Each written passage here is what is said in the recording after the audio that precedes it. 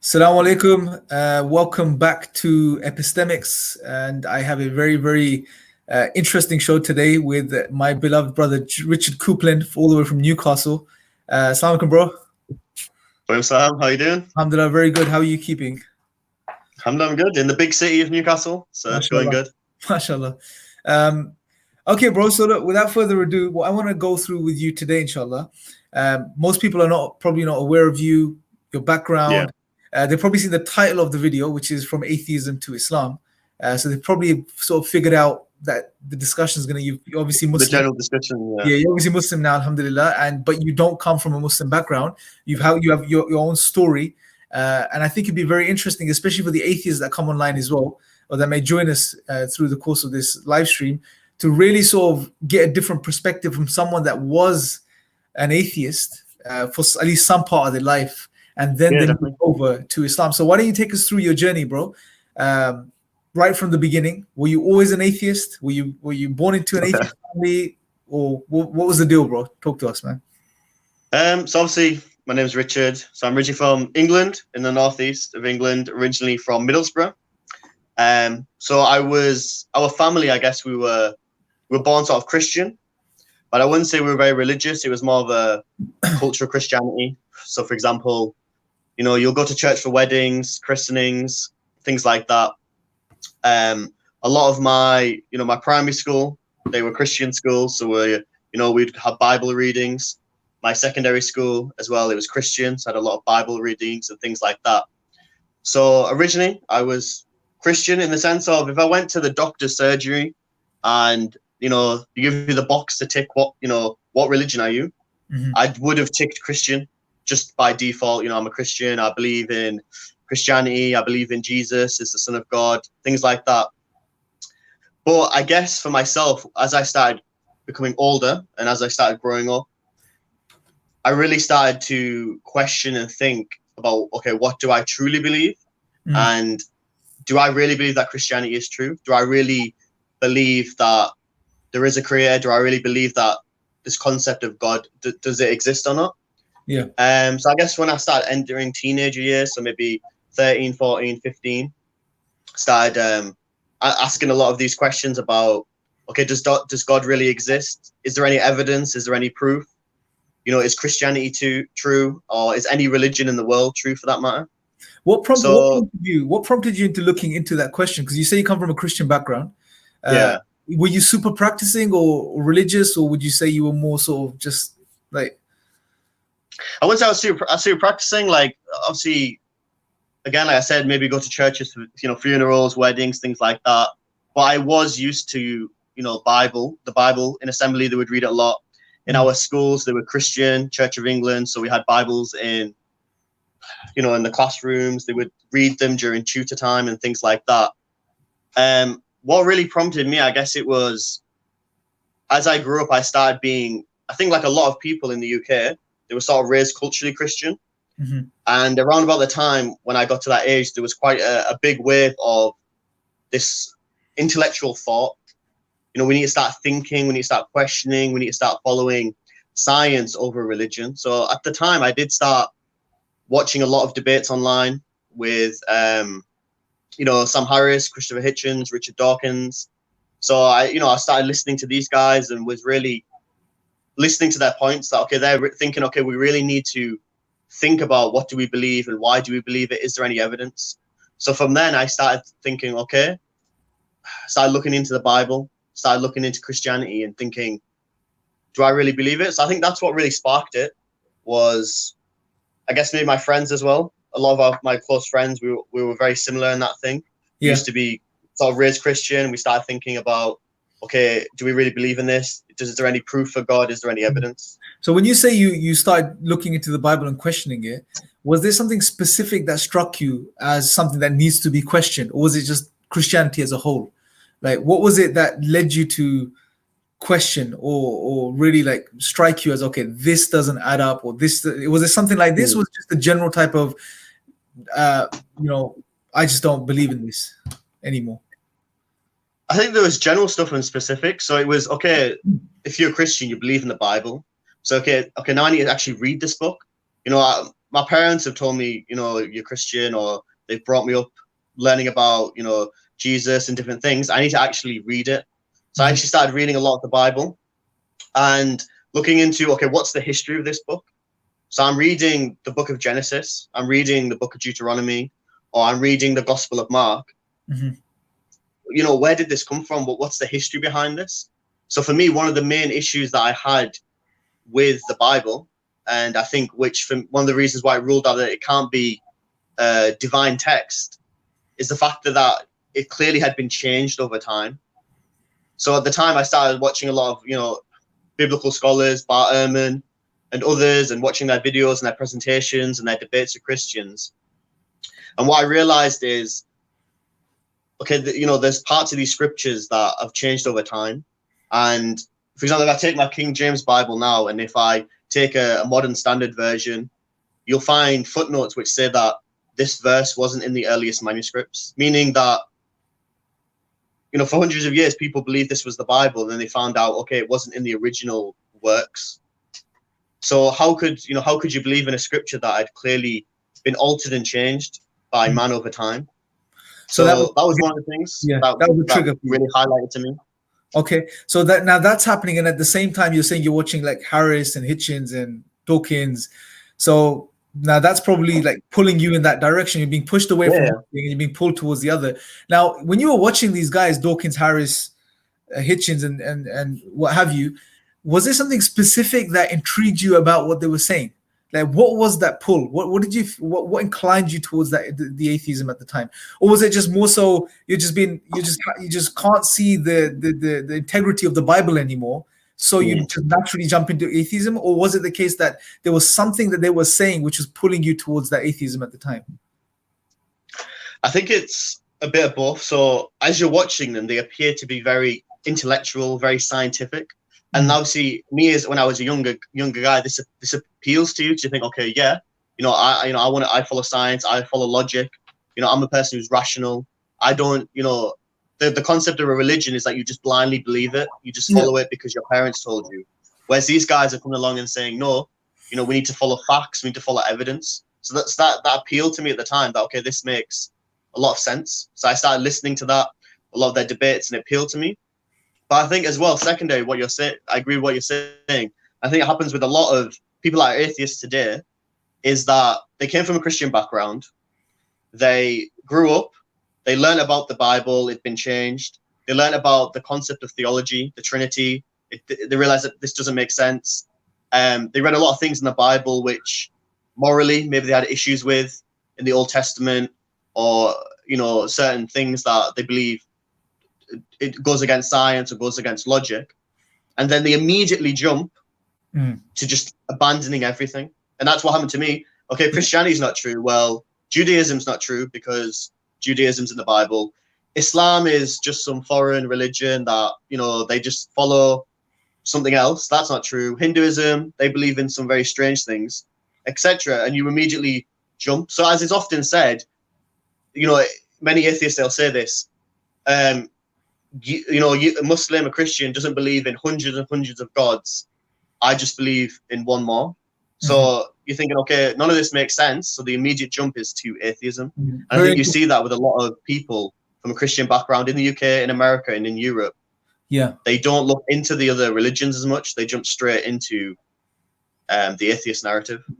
I'm going to question you a bit more on that, bro. But just there's an interesting comment here by Muhammad Hidib. He's saying the development of the Trinity really kills Christianity, in my point of view. So there is that element as well with that. Just that when you come across the theology that's been taught in, you know, Orthodox Christianity today, it's very almost anti-fitra from the perspective. It goes against that sort of natural understanding of God. And also because it is recognized as a mystery, correct? Like amongst even the theologians and generally speaking. Yeah, so like the Trinity is something that you have to be taught. Like you will never naturally believe that God is one being in three persons, the Father, Son, and the Holy Spirit. It's something that you're taught. And again, even when they try and explain it, they have to end up by saying it's a mystery. We don't fully know how. And because logically it doesn't make sense that how can a human being be God? You know, how can he be 100% God and 100% man at the same time? That they contradict each other. It's something that doesn't befit the creator, and it doesn't make sense. So again, I think that's often something that leads people to that. Yeah. Yeah, absolutely. So there is, but do you think there's any? So you said like with many other people and yourself, there was a jump. So you see, okay, Christianity is not adding up. Historically, it doesn't make sense. The theology doesn't really add up itself. So you went from Christianity straight to atheism, and you did mention that was there a phase where you considered other religions, but like you said that they just didn't make sense. It seemed like this was for this person and that was for that person, and you just so originally, I originally stopped believing Christianity, and therefore sort of thought, okay, well, Christianity is not true, and there's no logical evidence for God's existence anywhere. Like there's no proof. So I became an atheist. Don't follow religion. Don't believe in God. So it was originally a big jump, but this is where my transition to Islam came. Because as I got a bit older, started entering, say, the college, sixth form, I started thinking, okay, if I'm saying that I'm an atheist, at the time I used to debate a lot with my Christian teachers, colleagues. You know, I used to go to debate clubs, religious societies, and debate a lot with people about Christianity, belief in God existence. We used to watch loads of videos of different like Christian apologetics, and I used to respond to the teachers, etc. I realized, okay, as I got older, okay, if I'm saying that I'm an atheist, saying that I don't believe in God, I don't believe in any particular religion, I need to know why. So with Christianity and Judaism, I felt very confident to understand why I don't believe that they're divine or they're true or they point to any creator. But for example, Islam, Hinduism, Buddhism, I felt like I had to do a lot more research. So that's when I started looking into the other religions. So for example, I looked into Buddhism and the story of Buddha and his message, and realized, okay, generally they don't necessarily teach, like they don't touch upon the subject of a creator. Rather, it's more about your life and how to achieve enlightenment, like in the story of Buddha, when he goes out and sees various things. Then in Hinduism, I looked into Hinduism. Okay, looks what the history of the scriptures, what do they teach? And again, I realized that this had no evidence for it.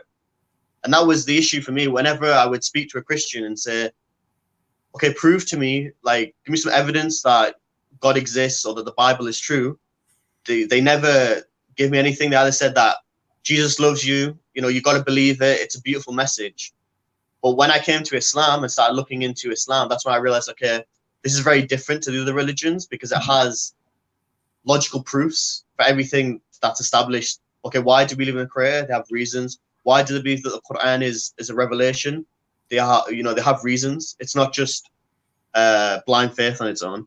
Okay, well, before we get into your journey from atheism to Islam, I really want to sort of get your insights as an atheist, and I think that would be really helpful for people.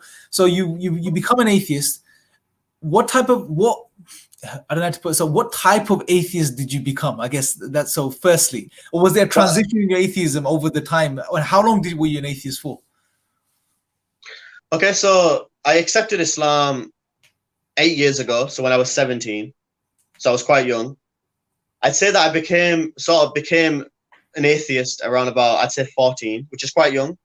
And it went from a stage, okay, I just stopped believing Christianity, to maybe 15, 16, I was very, not militant, but I was very staunch. So I was very arrogant, to be honest. It sounds bad. I was very arrogant. Pause there, bro. 1 second. Let me press you on this, yeah?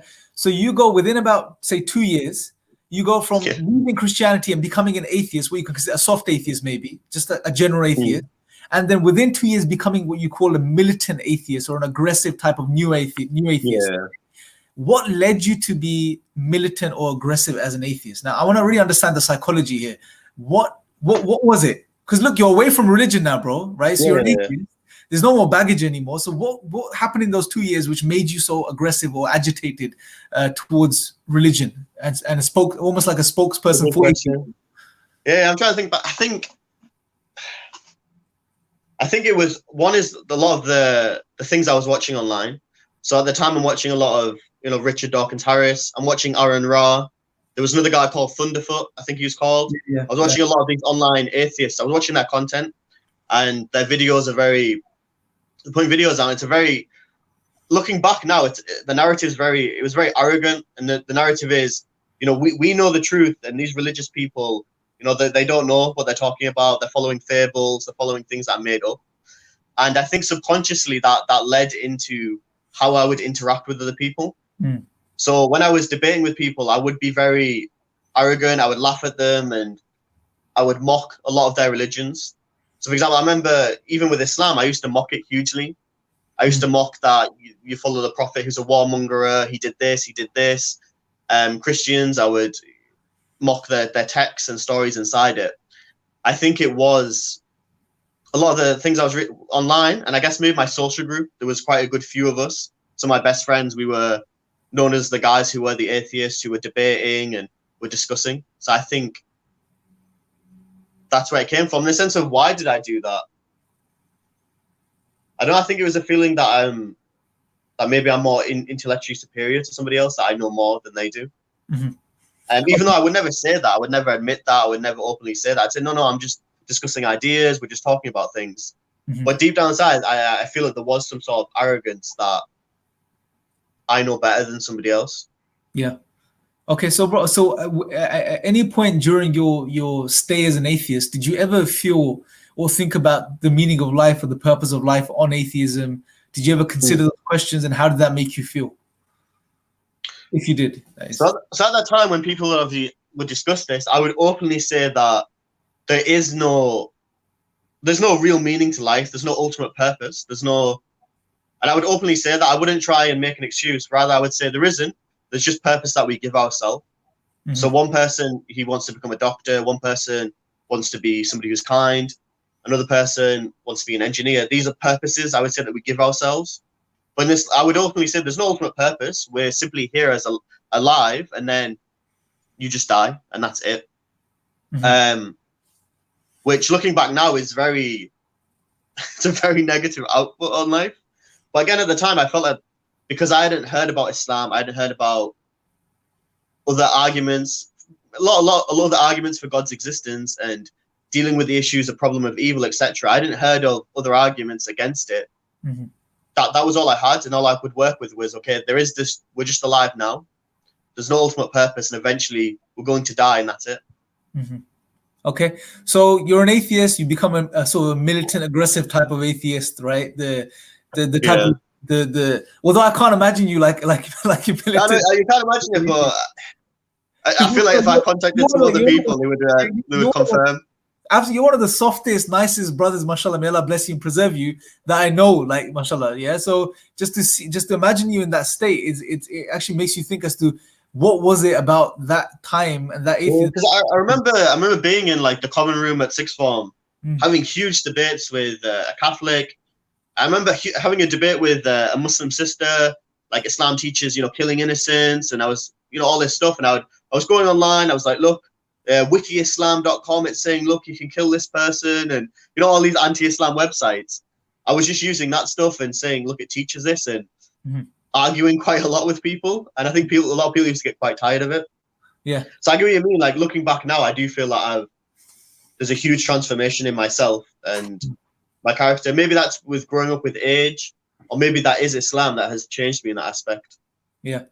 Okay, so let's go back to that point, bro. So you're pretty much an atheist. You're a spokesperson for atheists in your own rights at that time in your life, right? You're debating people. You're standing up for atheism. You're presenting and representing atheism. Yeah, I was watching we're talking, hours on YouTube, watching debates, Aaron Ra, all these people just watching loads of content like that. Yeah. Do you think that in doing so, you were giving yourself a purpose to your life once you realized that there is no purpose or meaning? That something inside you thought, you know what, this is my purpose now, to establish the truth of atheism to people? Possibly, yeah. I did feel like, okay, I'm seeing people following things that I believe are not true, that, okay, I need to tell them and I need to explain to them why. But I think as well, it's simply my nature. I think I've always been a person who's always interested in religion, always interested in ideas. So I'd happily sit and discuss ideas where other people, that's something that they're not interested in. So I think it's a joint both. It's my character, my nature. And I think as well, it was that thing of, okay, I need to prove and explain to people why they're wrong of what they're following. Okay, so bro, when someone's in that state, so we'll go back to that person now. You've been debating people, you think you know your atheism inside out. You're at least you're well versed in the arguments and everything like this. Now, what was that transition? Which, because normally when people get to that level of, if you like, arrogance and surety of what they have, it's very hard for them to consider an alternative worldview or an ideology. So what led you, what was that moment, or was there a moment or a set of moments which led you to reconsider your atheism or look into Islam again? What happened? How did that transition take place? I think it was, again, so I got a bit older and I realized, like I said, that I realized, okay, I'm an atheist. I say that all these religions and all these concepts of God are incorrect. I really need to, I think I look a bit more deeper into other faiths, because like I said before, that Islam, and I think many people, they don't consider it, and we thought, like, you consider it something foreign, something strange, that's something that hasn't got anything intellectual to bring to the table. So again, for me, okay, now I need to look into these. So I started looking into the different faiths, and now, again, like, I'm looking into Islam and I'm rethinking about the questions that I was asking before, re-going over the arguments, cosmological argument, design argument, moral argument, going over these again. I think that what I felt is when I rewatched the responses for Christopher Hitchens, Richard Dawkins, I began to realize they weren't dealing with any of the premises. They were answering a different question. They were taking it off topic. So, for example, Christopher Hitchens, he gets asked about how do you ground your morality, and then he starts responding by saying, "Are you saying I can't be moral? I can be a moral person?" But that's not the question. The question is, what's the grounding? Watching other debates, William Lane Craig with different people, and William Lane Craig's given the Kalam cosmological argument, and when they respond, they're not dealing with any of the premises. Rather, they talk about, do you believe that God created the world and then he did nothing until 2,000 years ago, so he sent Jesus? Or do you believe God created a world which got so much suffering and pain? But they haven't dealt with any of the philosophical arguments there. That's why I began to realize myself that a lot of it was just rhetoric that I maybe bought into, thinking, okay, this guy's, he's a doctor, or he's a great speaker, that, okay, maybe they must know what they're talking about. When I began really analyzing their arguments, I realized, okay, they didn't stand up to analyzing them. That makes sense. Okay, so that brings us on to this question by Sadat Nafis. He said, "Why did you choose Islam instead of any other religion?" So you're at that point now, bro, where you're reevaluating what you've gone over before, and you realize, okay, these guys are just rhetoricians.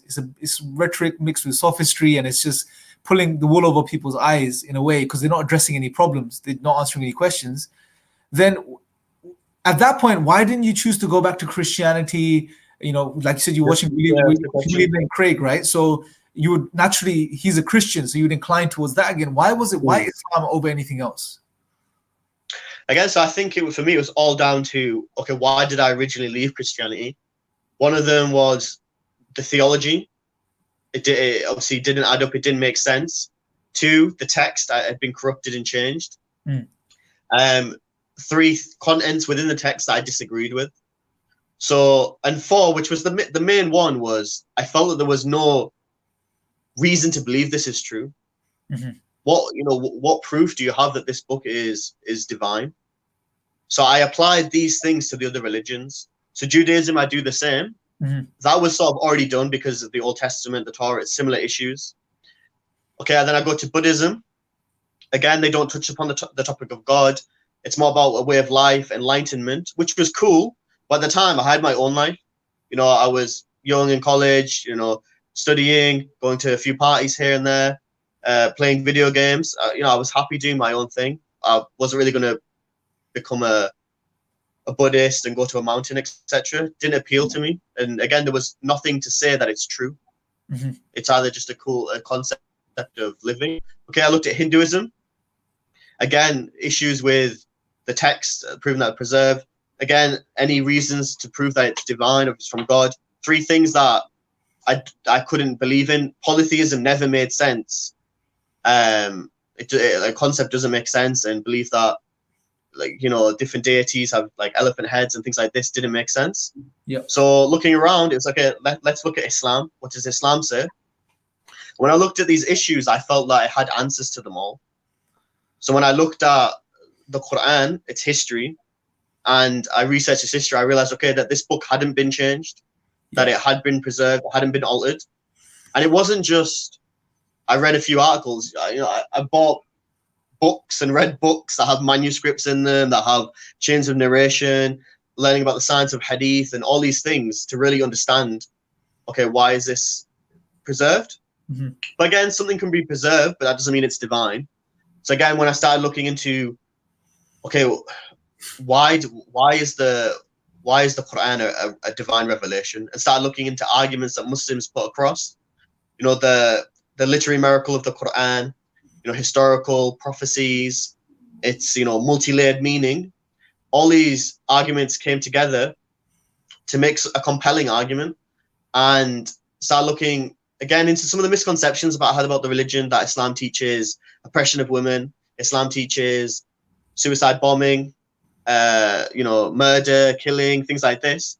And actually reading the text, I realized that it doesn't actually teach this. Mm-hmm. And again, the concept of God, it makes sense from that perspective. But again, I would highlight, I didn't become Muslim. So even though I knew all this stuff, I still was quite arrogant in the sense of I didn't fully accept. Okay. And it was only when, but it's a story we can go into, but it's only when I personally actually went to a mosque, actually went and spoke to some Muslims about what I read, that's where things sort of changed. Okay, so before we analyze that point in your story, bro, there's a question here by Muhammad Hadib again. How big of a role did Tawheed play in your decision? The pure monotheism and its consistency with intuition and rational as a or is Tawheed being in line with reason and intuition? How big of a role did that play in your decision, basically?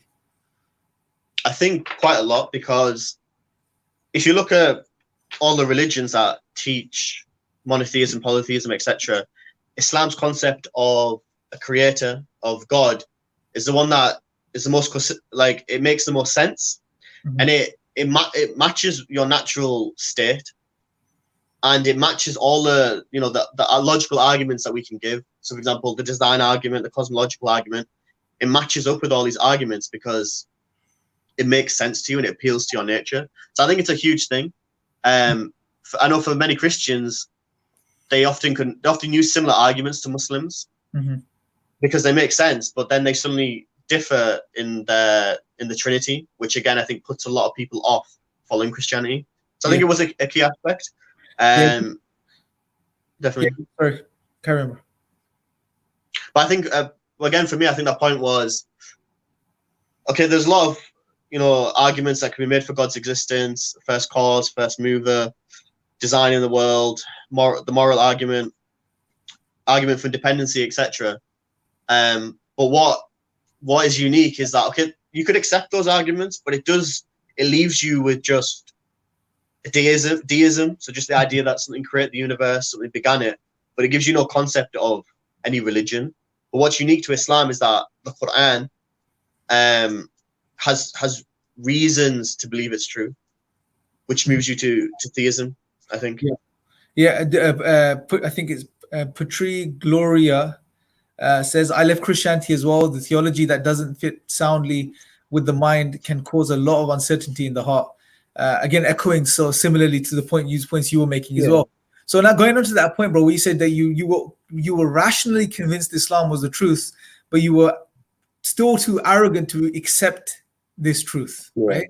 Now that's a very interesting sort of state to be in, where you got this dissonance going on now, where rationally and logically you're convinced of something, the truth of something, but you're not acknowledging the truth of that thing, right? So how did that phase feel for you? Did you feel a lot of agitation, anger, frustration? How did that feel? So for me, like, I had a lot of philosophical arguments to believe in a creator, a designer, and I had a lot of logical reasons to believe that the Quran is a divine revelation. It couldn't have been made by a human being. Mm-hmm. It must be divine. And the point is that it's a holistic approach. They all come together to convince me. It wasn't just one thing, but it was, you know, a multitude of things come together as an evidence. But I still didn't become Muslim, you know, maybe because I would always tell myself, maybe there's some doubt, maybe it's this, maybe it's that, maybe, you know, we don't know.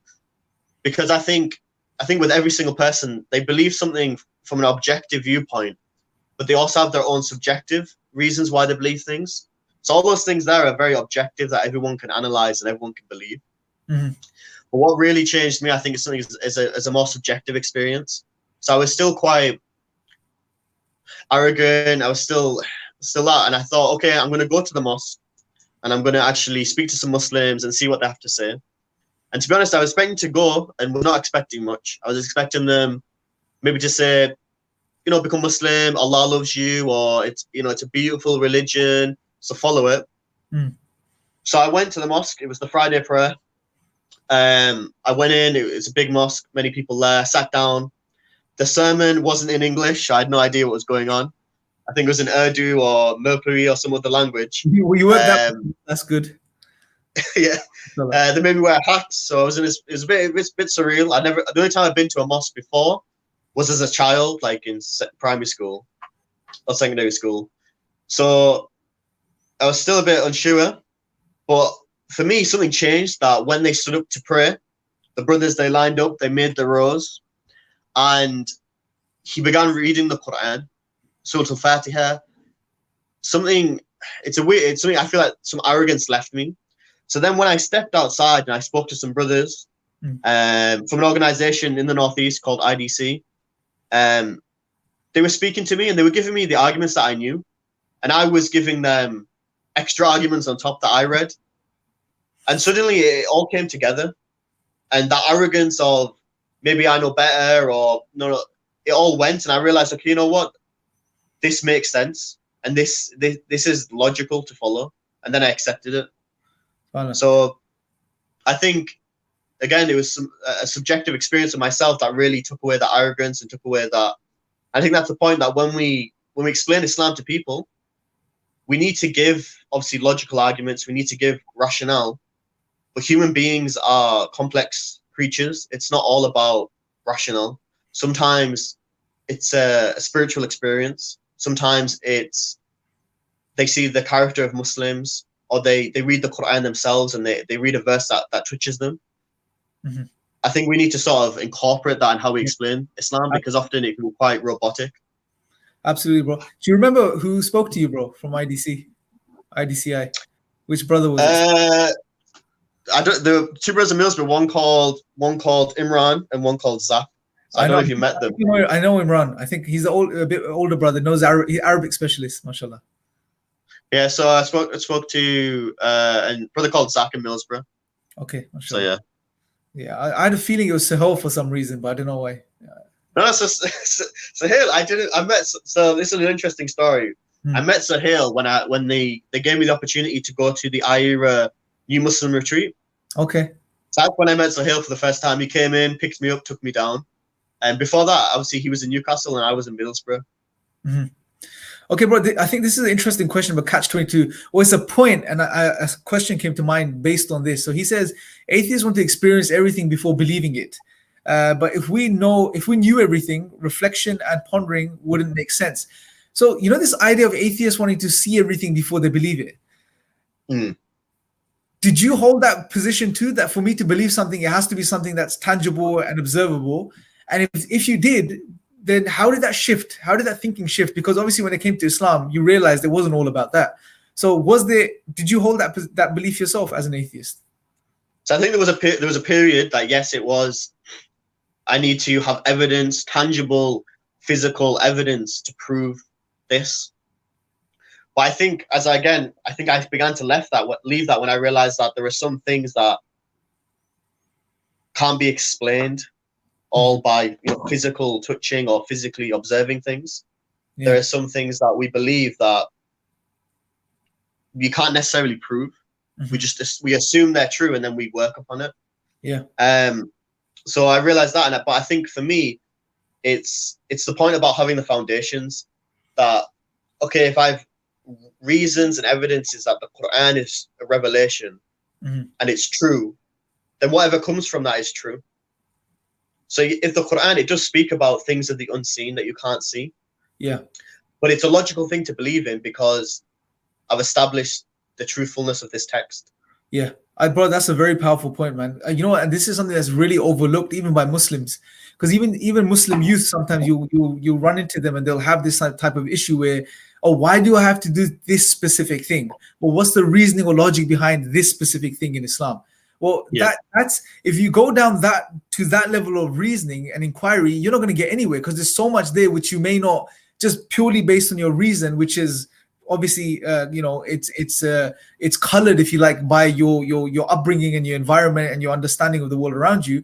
There's going to be many things you may agree with individually or disagree with individually on a case-to-case basis. But if you understand that, the holistic understanding, like you said, if once you come to the conclusion that the Quran is true and it's from the divine, then it logically follows that whatever it says, it must be true, because we know it comes from the all-knowing being who wants best for you, right? So that principle is a very important principle to keep in mind when you say. And definitely, because I think for me, so I became Muslim, but I was given a lot of doubts. You know, a lot of people would send me things. I would be on a lot of forums debating with people. People would send me, contradictions in the Quran, scientific errors, and mistakes in the Quran. There was a lot of these things there. But I think for somebody who has that foundation of why they believe this text is true, it's easy to deal with a lot of these doubts that are thrown at you, because you have that grounding. Yeah. That grounds you in it, like you're saying. Yeah, and then it's just a case of being humble, I guess, as well. Again, what the text tells you to do, to have humility when you're approaching the Quran. And when you do that, with the combination of that overall understanding of who it's from and the advice that Creator gives you, which is to be humble, then even when there's things that you don't really want to do per se, at least initially, you just do them, and eventually you see the wisdom behind them and you get used to doing them, right? So, and we know God, whatever God advises us, it's good for us anyway, although we may not see it immediately, and we may not understand that immediately, because there's many things that we want to do which are in the grand scheme of things bad for us, right? But we as human beings, we just don't see it, we don't understand it. So God is in fact saving us from many pitfalls by telling us what to do in certain cases. And if we just ascribe to that and follow that, we will save ourselves. We will be the ones that benefit, not God. 100%. Like, there's a verse in the Quran that says that there is something that you love, like that. There's something that you love, but it's, what's the ayah say? Where something along the lines, there'll be things that you love. I'm paraphrasing that, but they will be bad for you, and there's things that you would detest, or don't like, which will be good for you. Yeah, so there are sometimes that are things that we want to do that we think are good for us, but in reality they're not good for us. God knows ultimately what's best for us. Yeah, and like you're saying, there's some things that we don't want to do, but ultimately there's a wisdom and there's a reason and there's a benefit behind it. Even if I don't see it now, even if I look around me and I don't see the reason, I don't see the wisdom, that doesn't mean it's not there. Yeah, absolutely. So here's a question, bro. It's more to do with Buddhism, so maybe you can shed some light on this. Okay. Abbas Rahman says, what would you advise to one who practices Buddhism and is satisfied with its spiritual and mental benefits? So obviously I'm not going to claim I'm an expert in Buddhism. Obviously I've done some research and read some things, watched a number of videos.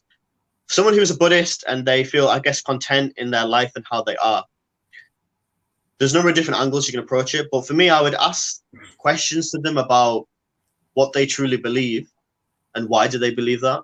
So ask them, okay, why are you here and what's the purpose of life? And if they give an answer, push them further and say, well, what's the proof for that? Why do you believe that? Yeah. So similarly with a Christian, what do you believe this? Okay, why do you believe that? And see if they can defend their belief, and then highlight, okay, Islam teaches this, and these are the reasons why it's true, and this is the logical reasons why it's true. And I think a key thing to highlight is that Islam is hugely spiritual and has huge mental and physical benefits. Yeah. And highlight to the person, Islam has a holistic way of life and a way of worship as well, which fits to the human nature.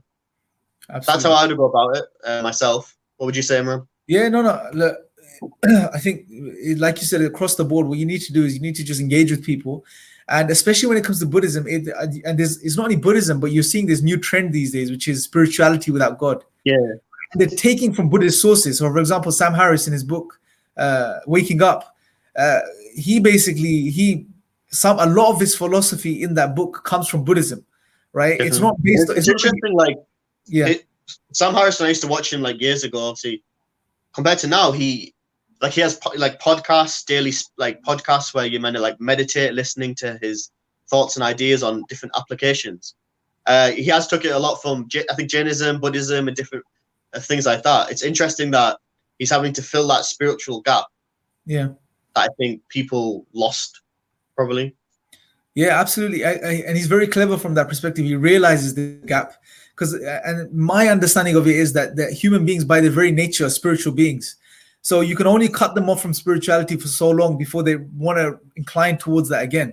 So obviously atheism and naturalism does away with this idea of spirituality and anything metaphysical from that perspective.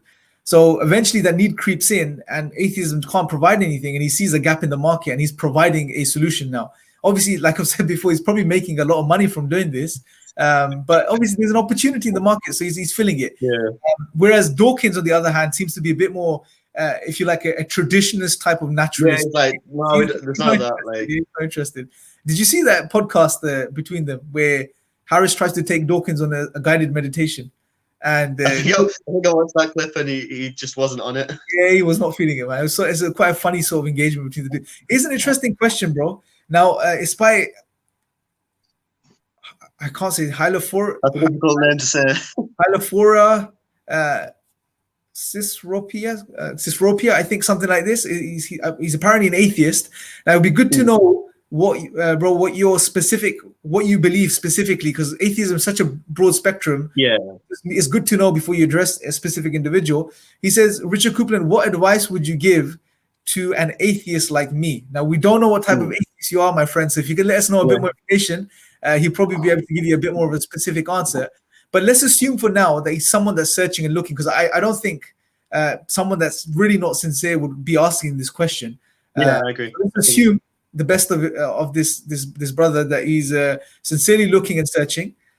What advice would you give to an atheist that's looking and open-minded?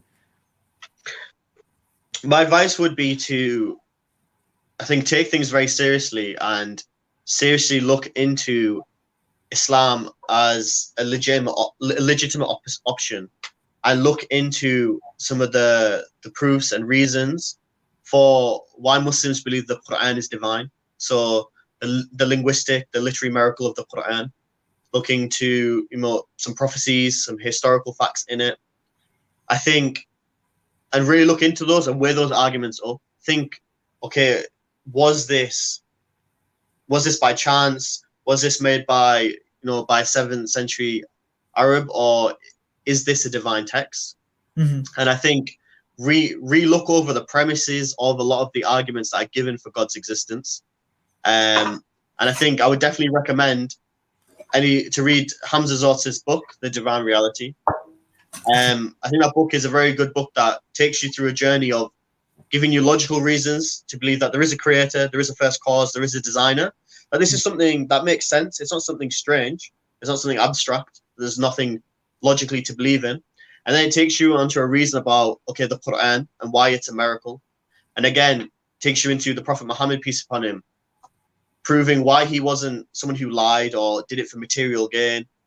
Rather, it makes sense what he's saying was true. So my recommendations would be to read those books, I guess, watch a lot of the content online on the iEra channel, and to really think about it and weigh the arguments up.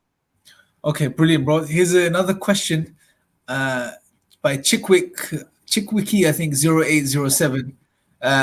They say, if your father or brother, I don't know if this is directed towards you or just a general question, or someone else in the comments, if your father or brother knows about Islam and rejects it, do you think he or she or whoever they're referring deserves to go to hell? Now, this is a bit of I deliberately put this up, bro, because this is a big misunderstanding amongst many non-Muslims as well, that it's just a case of anyone that's not a Muslim goes to hell. Yeah.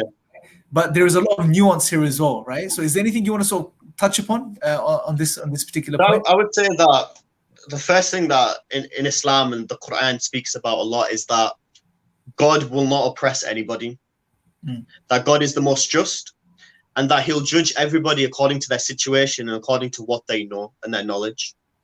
And that anybody who in the hereafter goes to hell, they didn't go there because of injustice. They didn't go there because of oppression. Rather, it was because of themselves that they went there. For example, you read often in the Quran, God speaks about that if the people of hell came out and they came back on the earth, they would end up doing the same thing. And as well, there's a verse that speaks about the people in the hellfire. They ask the gatekeepers, the angels, to let us out. But the angels reply, did not what messengers and did not warnings come to you? So the point is that in the Quran, it says that God says that he'll never punish a people until he sends them a messenger. So somebody who in the hereafter, if they end up in the hellfire, it's out of justice. It's out of justice and wisdom. It's not something oppressive or trying to harm people. Rather, it's just justice and wisdom. They deserve to go there for what they did. Yeah, so that's why I say if somebody went there, it's because they deserve that. You can never think of a negative reason why they ended up there. And that God gives you so many chances to learn about the religion, chances to turn back, chances to ponder and reflect. And if somebody ends up there, it's because of their own doing. Yeah, I don't know if you want to add anything on that. Yeah, no, it's like you said, once you get to know who God is, we know God is the most just and he's the most merciful, right? And these are true. These are truths which are undeniable. And that being the case, then we need to realize that everyone is given the most perfect opportunity with full justice to make the right choices and to choose where they end up. Like right now, we're discussing this, and anyone that watches this, they're being presented with an opportunity, and every human being will be presented with opportunities through their life. Even the scholars discuss this. Now, if someone doesn't hear about Islam, right, or even some even say that if they hear about Islam, but they hear about it in a very distorted way, which doesn't make things clear to them, then it's not a case they will be immediately thrown into hell. No, they would be maybe put through a specific test on the day of judgment where it will be determined where they end up. So it will be on an individual basis. Everyone will be treated with the most perfect justice. No one's going to be put anywhere just by accident, or be treated unjustly in a shape or form. That's something very important to keep in mind. And that being the case, I think what it comes down to is sometimes we project, we don't deal with ourselves initially, but we project onto a general. So, where would X go? Where would Y go? What's going to happen to T and W and P? Yeah. What about yourself? We need to focus on yourself. Yeah. Where are we going to go? Where am I going to? I've got an opportunity right now. I'm alive. I can think. I'm rational. I'm young. I'm healthy. I have access to all the resources I need.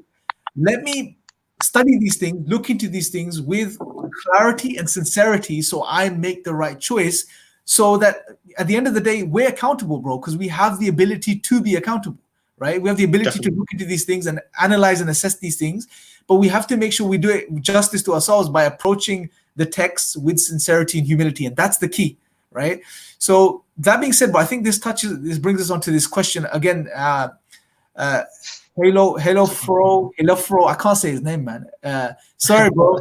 I'm not trying to butcher your name deliberately. I just can't say your name. But he's actually mentioned. He's given us some clarity. This Coupland, Richard Coupland. I am an atheist of the Dawkins kind. However, I'm currently investigating viable epistemological basis of Islam. I used to be arrogant, but now I know I don't know.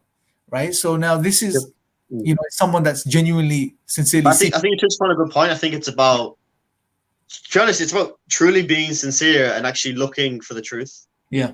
If you're coming like I used to be, I'd come to debate club, I'd come to discussions just to argue and just to show that I know more and I know this argument, I know how to refute this, I know this Bible verse. Or if you're coming like that, it's gonna be difficult to accept the truth. But you're coming sincere, thinking, okay, I actually want to know the truth of life and why we're actually here. And actually, come with that sincerity. I think the message of Islam and the Quran will hit that person much more. Yeah. Would you be okay with getting in touch with the Halo Fora, maybe offline as well, if they're interested? Would that be fine? They can obviously ask me any questions, and I'll try my best to share anything. Okay, God willing, inshallah. So Halo 4, if you want to get in touch, maybe it's a good, maybe because obviously on the live stream, we're not going to get an opportunity to go into details right now because we're coming to the end. But Halo 4, if you want to get in touch with Richard, how can he contact you, bro? What's the best way to contact Should I drop my email address in the... Yeah, drop your email address in the comments if you can, bro. Halo 4, just drop Richard an email and, you guys can pick this up from there. It's probably the best thing to do. Inshallah. Definitely. Cool. So, all right, Richard, before we wrap up, bro, so what I wanted to do near the end was so Richard Coupland's email address is there. Brilliant. Okay. What I wanted to do, bro, is I wanted to get you to give some advice to, now you've done it already, but maybe some sort of step-by-step advice for someone like Halo 4, an atheist, whatever, no matter what their background is, but someone that's really looking into Islam or just generally looking at any alternative other than atheism, and because they realize there's some issues there, they want to not sort of pigeonhole themselves and stick to something which they know deep down doesn't really make sense. What advice would you give them on their journey to trying to seek out and find the truth, or from your personal experiences, things that you found beneficial? And then I'll give you the second question because you probably forget if I drop it to you now, inshallah. So that's the first thing. So I think the first tip, obviously, try and be sincere. I actually want to find the truth, and realize that Islam isn't, something foreign, strange. No, it's something that is very logical and has reasons for it to be true, and you should really look into it and want to know why. I think the first thing is to start with God's existence and looking into a number of different arguments that are put forth to believe that there is a creator, to believe there is a designer. So the Quranic existence, the Quranic argument for God's existence, the Quran gives an argument to prove that God exists. If you follow the steps in the argument, you end up with the conclusion, undeniably, and you have to accept that conclusion. Can you go through that? Just like a brief summary, maybe just like a 3-minute summary version, and just give them some resources. Okay, so brief summary. It's very similar to cosmological argument, but the Quran says that in one of the chapters that were you created from nothing, or were you the creators of yourselves, or were you created? You got the verse? 52, 35, and 36. So were you created by nothing, or were they the creators of themselves? Were they created by nothing, or did they create the heavens and the earth? But rather, they're not certain. Yeah. So in this verse, it's speaking about humans and asking a question about how did they come into existence. But many of the classical scholars, they extrapolate this to the whole universe. So you ask the question about, you look at everything that exists in this universe, and you look about, okay, how did it initially come about? We obviously know that the universe isn't eternal, and you can establish that through a number of different ways that it is finite. It did have a beginning. So you need to look at, okay, how did that come around? Did the universe come from nothing? Logically speaking, that doesn't make sense, that the universe came from nothing, because from nothing, nothing comes. You can't have nothing and have something. It doesn't make sense. Again, okay, did the universe create itself? That would be a paradox. That logically doesn't make sense. It means that the universe existed and did not exist at the same time. So the next conclusion, okay, maybe the universe was created by something else, that was created by something else, which was created by something else, and that went on forever. But if you logically think back, if that chain went on forever, the universe would have never begun to exist in the first place. So the conclusion is that the universe had a creator by something that was uncreated.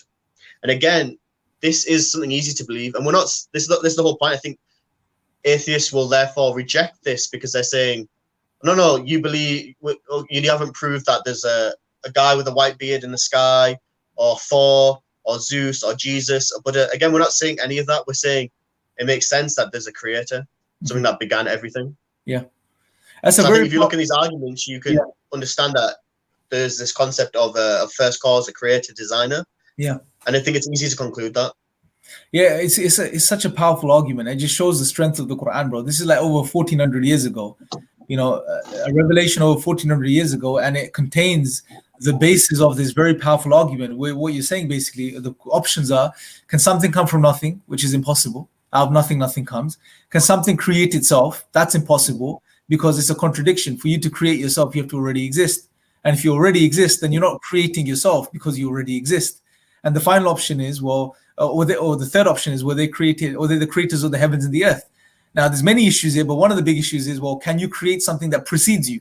That's impossible, right? And the other thing is, well, if something created something else, then you, like you said, you can keep asking the question, what created that? Then what created that? And what created that? And what created that? And if you go on forever, we wouldn't be here today because you can't, traverse the infinite. And then the only real logical option you're left with is that the universe and everything that exists was created by an uncreated creator. And such a powerful, simple argument, which is in the 52nd chapter of the Quran, verses 35 and 36. So where can they go and study this argument in depth? Because Hamza's book is one place, right? They can divide. So obviously Hamza's book, The Divine Reality. They can also, Hamza has articles on the website as well. On IERA, there's multiple videos that discuss it. I think on your channel as well, Imran, you'll have discussed it as well. Yeah, I haven't done a video on it yet, but I may do it soon. Okay, but I think start off there, and once they get that conclusion, okay, there is a first cause, a creator, then my advice would be, okay, to then look into the Quran and look at some reasons why, proofs of why it wasn't invented by a human being and why it's impossible that the Prophet Muhammad, peace be upon him, invented this text. Yep. I think if you study all the different arguments there, you will come to the conclusion that it can't have been made by a human being. And then I think looking at the Prophet Muhammad, his life and his message, you'll again come to the conclusion that this wasn't a person who was a liar or somebody that was insane. Rather, he was someone who was telling the truth in his message and his claim. Absolutely. Richard, Halo4 is asking for your email again. I think he probably missed it. It's gone up in the comments. I'll drop it in. Drop it in and just mention it right now as well if you can, bro. Just so if he's listening. It's Rich Coupland 22 at gmail.com. So Richard Coupland 22 at gmail.com. So hopefully he's got hold of that now. Okay, bro. Yes, you can email me. Feel free, no problem. So yeah, I think but again, this is gonna have to. This is why something that I didn't see in myself until later on is that it's going to involve reading. It's going to involve searching. It's going to involve watching and learning. Yeah. You're going to have to put some effort in to really look into this. Okay, brilliant, bro. That's I think okay. He's got it. Brilliant. So God willing, inshallah, he's going to contact you. He says thanks. And so moving on from that, bro. Obviously now let's wrap up and maybe give some advice to the Muslims as well. We're approaching Ramadan. It's going to be an interesting one this year because lockdown and mosques and everything's shut. What advice would you give Muslims? Because you're involved in the Dawah, right? You do Dawah with IDCI, you work with IRA as a consultant. So you're involved in the work of sharing the message of Islam yourself now. What advice would you give Muslims that are engaging in Dawah or want to engage in the Dawah, which is Dawah meaning to share the message of Islam with people? What advice would you give them, especially going into Ramadan? What should they study? What should they make a priority in their studies? How should they take care of themselves? Just general, what advice would you give people looking to get involved in the Dawah? I think the first advice that you have to give to every single Muslim and every single person is sincerity. That if you want to get involved in Islam, in learning Islam, teaching Islam, calling people to the religion, you need to be sincere, because without that sincerity to God, everything you do is going to be worthless and pointless. Mm-hmm. As the Prophet sallallahu alaihi wasallam, peace be upon him, in a famous narration in Sunan Abi Dawood that's authentic, he spoke about the first people that will enter the hellfire, and one of the people that he mentioned is the scholar and the person who taught the Quran. And the person, he ends up going there because he didn't teach it for the sake of God. Rather, he taught it to show off to people that, look how knowledgeable I am, look how much knowledge I have. So again, when you're going to come and try and learn Islam and teach to people, is you're not doing it for fame, you're not doing it to show off, you're doing it sincerely for God. That was the first advice with everything. Especially with Ramadan, it's an opportunity to spiritually improve ourselves and to work on our worship and our spirituality. Again, it involves sincerity. And I think my advice would be at the current time is many people are locked up inside. You know, people are at home, people are often bored. So they're turning to Facebook, Instagram, YouTube, the internet to spend their time. So it's a great opportunity for Muslims to share things about the religion, share things about Islam on your Facebook, on your Instagram. Again, doesn't have to be very, very overtly preachy, but it could just be sharing some statements of the Prophet, peace upon him, sharing some videos, some articles to different people. So people have an opportunity to spend this time in reflection. Because I think for a lot of people, this has been a shock. Yeah. That the whole world has changed from everybody being out, living our lives, everybody's safe, there's nothing to worry about. Just suddenly every day, 700 people died, 900 people died. They can't go outside. You know, people are on lockdown. People are obviously, I think, are more thinking about bigger questions in life. So I think it's a great opportunity for us to share with people about Islam, tell them a bit about the religion, and allow them to think and ponder upon life. And I think the third advice would be for Ramadan is that it's the month of the Quran. Ibn Abbas, radiallahu anhu, may Allah be pleased with him, a companion, he told us that the Prophet, peace upon him, in Ramadan, he would revise the Quran with Jibreel, with Angel Gabriel, every single Ramadan. And in the last year of his death, he did it twice in Ramadan. So this is a month to really learn the Quran, to really study it. But again, to really read it, and every verse you read, think about how's that going to affect my life and what's the message that's here. Many of the scholars, they would stop their lessons. You know, they would stop teaching hadith, they would stop teaching fiqh, and they would just concentrate on reading the Quran and studying it and learning it.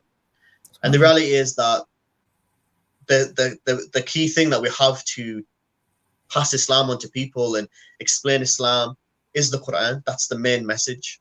So we really need to study it, learn it, in order to pass it on to people. So those are the three advices. Sincerity. 2, it's a good opportunity to share with people during this time when people are reflecting and thinking.